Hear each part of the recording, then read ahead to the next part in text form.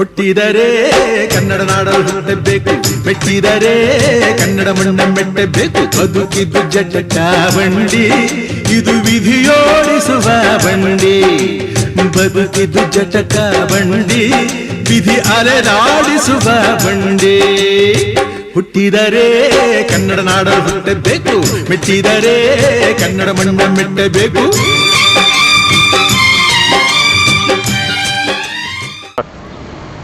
ನಮಸ್ಕಾರ. ಹಾಂಗ್ಕಾಂಗ್ನ ಎಲ್ಲ ಕನ್ನಡ ಮಿತ್ರರಿಗೂ ಕನ್ನಡ ರಾಜ್ಯೋತ್ಸವದ ಶುಭಾಶಯಗಳು. ಕರ್ನಾಟಕದ ಏಕೀಕರಣವಾಗಿ 32 ವರ್ಷಗಳು ಕಳೆದಿವೆ. ಈ 32 ವರ್ಷಗಳಲ್ಲಿ ಕನ್ನಡ ಭಾಷೆ ಹಾಗೂ ಕನ್ನಡ ಸಂಸ್ಕೃತಿ ಎಷ್ಟು ಬೆಳಿಬೇಕಾಗಿತ್ತೋ ಅಷ್ಟು ಬೆಳೆದಿಲ್ಲ ಅನ್ನೋ ಮಾತು ಎಲ್ಲ ಕಡೆ ಕೇಳಿಬರ್ತಾ ಇದೆ. ಅದರಲ್ಲೂ ಹೊರನಾಡಲ್ಲಿ ನೆಲೆಸಿರುವಂತಹ ಕನ್ನಡಿಗರು ಕನ್ನಡದ ಬಗ್ಗೆ, ಕನ್ನಡ ಸಂಸ್ಕೃತಿ ಬಗ್ಗೆ, ಕನ್ನಡ ನಾಡು ಬಗ್ಗೆ ಇನ್ನೂ ಹೆಚ್ಚಿನ ಅಭಿಮಾನ ತೋರಿಸ್ಬೇಕು, ಕಾಳಜಿ ತೋರಿಸ್ಬೇಕು ಅನ್ನೋ ಮಾತು ಎಲ್ಲರಿಂದನೂ ಕೇಳಿಬರ್ತಾ ಇದೆ.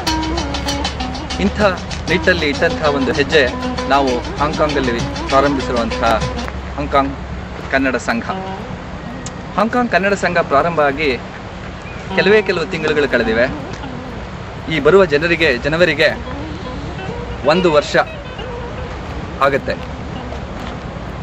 ಈ ಕೆಲವು ತಿಂಗಳುಗಳಲ್ಲಿ ಹಾಂಗ್ಕಾಂಗ್ ಕನ್ನಡ ಸಂಘ ಬೇಕಾದಷ್ಟು ಕಾರ್ಯಕ್ರಮಗಳನ್ನು, ಹೊಸ ಬಗೆಯ ಕಾರ್ಯಕ್ರಮಗಳನ್ನು ಹಾಕಿಕೊಂಡು, ಅದು ಉಗಾದಿ ಬೇವು ಬೆಲ್ಲ ಕಾರ್ಯಕ್ರಮ ಇರ್ಬೋದು, ಅಥವಾ ಹಾಂಗ್ಕಾಂಗ್ ಕನ್ನಡ ಸಂಘ ಪ್ರಾರಂಭಿಸಿರುವಂತಹ ಸ್ಪಂದನ ವಿದ್ಯುನ್ಮಾನ ಪತ್ರಿಕೆ ಇರ್ಬೋದು, ಅಥವಾ ಈಗ ಮಾಡ್ತಾ ಇರುವಂತಹ ಕನ್ನಡ ರಾಜ್ಯೋತ್ಸವ ಇರ್ಬೋದು, ಅಥವಾ ಕನ್ನಡಿಗರೆಲ್ಲರಿಗೂ ಪರಸ್ಪರ ವಿಚಾರ ವಿನಿಮಯ ಮಾಡಿಕೊಳ್ಳುವಂಥ ಕಾರ್ಯಕ್ರಮವಾಗಿರೋ ಸಮ್ಮಿಲನ ಇರ್ಬೋದು.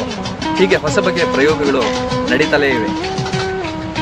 ಇಂಥದ್ರಲ್ಲಿ ಕರ್ನಾಟಕ ಸಂಘ ಕನ್ನಡ ರಾಜ್ಯೋತ್ಸವ ಕಾರ್ಯಕ್ರಮನ ಹಮ್ಮಿಕೊಂಡಿರೋದು ಬಹಳ ಸಂತೋಷವಾಗಿರೋ ವಿಚಾರ. ಕನ್ನಡ ಸಂಘದ ಪದಾಧಿಕಾರಿಗಳೆಲ್ಲ ಬಹು ಉತ್ಸಾಹದಿಂದ ಕೆಲಸ ಮಾಡ್ತಾ ಇದ್ದಾರೆ ಕನ್ನಡಕ್ಕೋಸ್ಕರ, ಕನ್ನಡ ಕಾರ್ಯಕ್ರಮಗಳಿಗೋಸ್ಕರ. ಬನ್ನಿ ಅವ್ರ ಬಾಯಲ್ಲೇ ಒಂದ್ಸತಿ ಕೇಳೋಣ, ಅವ್ರ ಪ್ರಕಾರ ಕನ್ನಡ ಸಂಘದ ಉದ್ದೇಶ ಏನು ಮಾಡಬೇಕು ಅಂದ್ಕೊಂಡಿದ್ದಾರೆ, ಅದರ ಧ್ಯೇಯೋದ್ದೇಶಗಳೇನು ಅಂತ ಅವ್ರ ಬಾಯಲ್ಲೇ ಕೇಳೋಣ.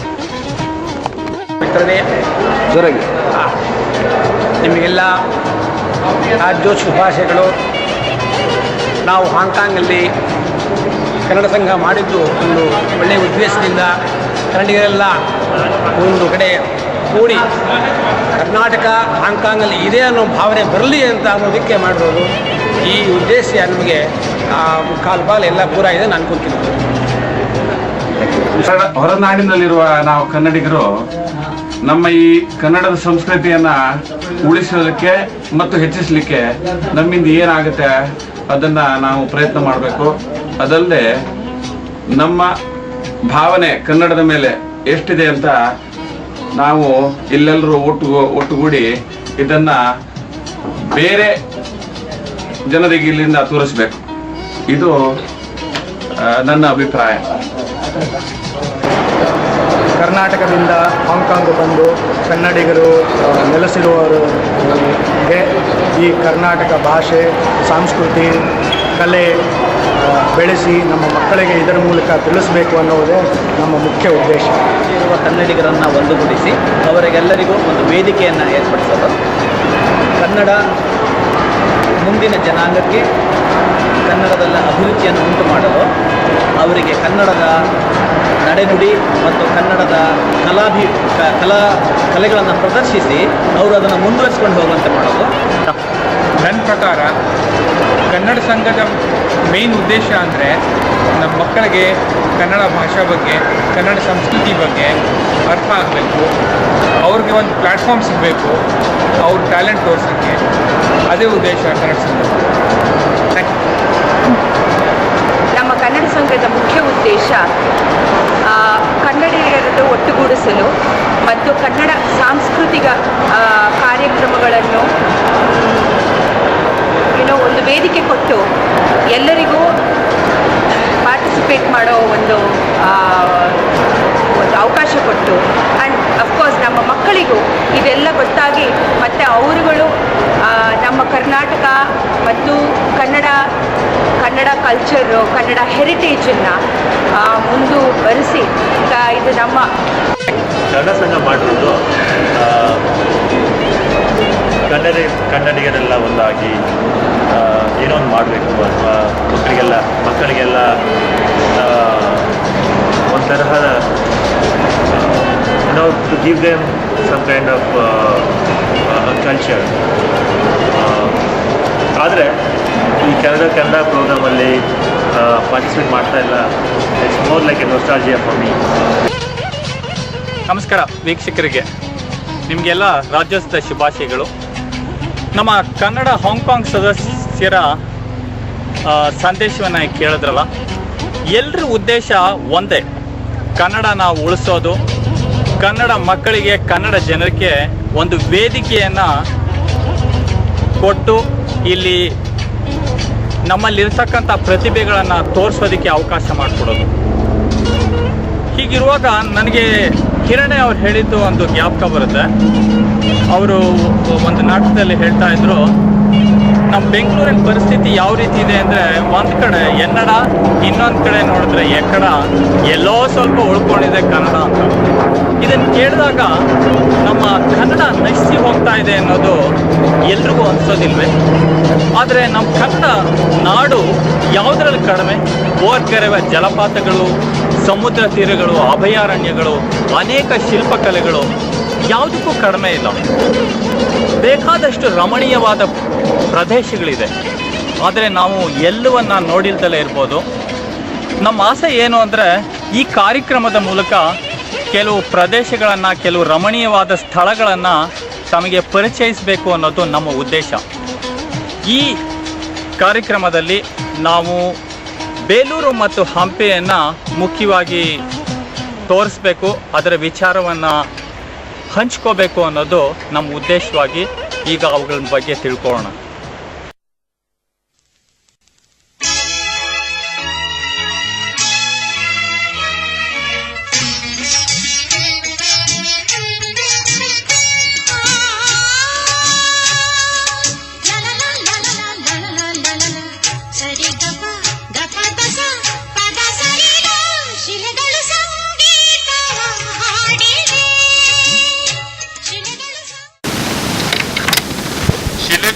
ಗೀತವನ್ನು ಹಾಡುತ್ತವೆ ಎಂದರೆ ಎಂತಹ ಅಚ್ಚರಿ! ಇದು ಮಾಯಾ ಮಂತ್ರ ಅಲ್ಲ, ಇಲ್ಲ ಯಾರು ಹೇಳಿದ ಸುಳ್ಳು ಕಥೆ ಅಲ್ಲ. ಇದನ್ನ ಅನುಭವಿಸ್ಬೇಕಂದ್ರೆ ಬೆಂಗಳೂರು ಪ್ಲಾಟ್ಫಾರ್ಮ್ ನಂಬರ್ 5ರಲ್ಲಿ ಹಾಸನ ಬಸ್ ಹಿಡೀರಿ. ಹಾಸನದಲ್ಲಿ ಇಳಿದ್ಮೇಲೆ ಒಂದು ಟ್ಯಾಕ್ಸಿ ಹಿಡೀರಿ. ಗ್ರೀನ್ ಟ್ಯಾಕ್ಸಿ ಅಲ್ಲ, ರೆಡ್ ಟ್ಯಾಕ್ಸಿ ಅಲ್ಲ, ಯೆಲ್ಲೋ ಟ್ಯಾಕ್ಸಿ ಅಂತೂ ಅಲ್ವೇ ಅಲ್ಲ, ಬಿಳಿ ಅಂಬಾಸಿಡರ್ ಟ್ಯಾಕ್ಸಿ.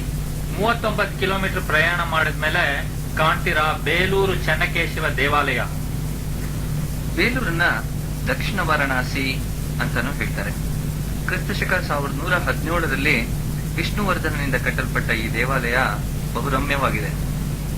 ಬಲ್ಲ ಮೂಲಗಳ ಪ್ರಕಾರ ಇದು ಪೂರ್ಣಗೊಂಡಿದ್ದು 103 ವರ್ಷಗಳ ನಂತರ, ಅಂದರೆ ವಿಷ್ಣುವರ್ಧನನ ಮೊಮ್ಮಕ್ಕಳ ಕಾಲಕ್ಕೆ. ಶ್ರೀಮದ್ ಭಾಗವತ ರಾಮಾನುಜರ ಅನುಗ್ರಹದಿಂದ ಜೈನ ಮತದಿಂದ ವೈಷ್ಣವ ಧರ್ಮಕ್ಕೆ ಮತಾಂತರಿಸಿದ ಪ್ರಯುಕ್ತ ವಿಷ್ಣುವರ್ಧನ ಈ ದೇವಾಲಯವನ್ನು ಕಟ್ಟಿ ವಿಷ್ಣುವಿನ ಅವತಾರಗಳನ್ನು ತೋರಲು ಅನೇಕ ವಿಗ್ರಹಗಳನ್ನು ಪ್ರತಿಷ್ಠಾಪಿಸಿದ ಎಂದು ಒಂದು ಪ್ರತೀತಿ. ಇನ್ನೊಂದು ಪ್ರತೀತಿಯ ಪ್ರಕಾರ ಚೋಳರ ವಿರುದ್ಧ ತಲಕಾಡನ್ನು ಗೆದ್ದಿದ್ದರ ನೆನಪಿಗಾಗಿ ಇದನ್ನು ಕಟ್ಟಿದ ಎಂದು ಹೇಳುತ್ತಾರೆ. ಈ ದೇವಾಲಯದ ಎಲ್ಲ ಭಾಗಗಳು ಸುಂದರ ಕೆತ್ತನೆಯಿಂದ ತುಂಬಿ ಹೋಗಿವೆ. ದೇವಾಲಯದ ಗೋಪುರ 100 ಅಡಿ ಎತ್ತರವಿದ್ದು ದ್ರವಿಡ ಶೈಲಿಯಲ್ಲಿದೆ. ಈ ದೇವಾಲಯದ ಪ್ರವೇಶ ದ್ವಾರದಲ್ಲಿ ಕಾಣುವನು ಗರುಡ. ಪಕ್ಷಿಗಳ ಹಾಗೆ ರೆಕ್ಕೆ ಇದ್ದು ನಮ್ರತೆಯಿಂದ ಕೈ ಮುಗಿದು ನಿಂತಿರುವನು ಕಂಬದ ಮುಂದೆ. ಇದೇ ಕಂಬಕ್ಕೆ ಹೇಳುವುದು ಗರುಡ ಕಂಬ ಎಂದು. ದೇವಾಲಯದ ತಳಹದಿಯನ್ನು ಗಮನಿಸಿದಾಗ ಅರಿವು ಮೂಡುವುದು ಅದು ಹೊಯ್ಸಳರ ಕೊಡುಗೆ ಎಂದು. ನಕ್ಷತ್ರಾಕಾರದ ಈ ಎತ್ತರದ ತಳಹದಿಯನ್ನು ಎಲ್ಲಾ ಹೊಯ್ಸಳ ದೇವಾಲಯಗಳ ವಾಸ್ತುಶಾಸ್ತ್ರದಲ್ಲಿ ಸಾಮಾನ್ಯವಾಗಿ ಕಂಡುಬರುತ್ತವೆ. ಈ ದೇವಾಲಯವನ್ನು ಕಪ್ಪು ಕಲ್ಲಿನಲ್ಲಿ ಕೆತ್ತಿರುವುದರಿಂದ ಯಾವುದೋ ಲೋಹವನ್ನು ಬಳಸಿದಂತಿದೆ. ನಕ್ಷತ್ರಾಕಾರದ ತಳಹದಿಯ ಮೇಲೆ ಮಧ್ಯಭಾಗದಲ್ಲಿ ದೇವಾಲಯದ ಗೋಡೆಗಳು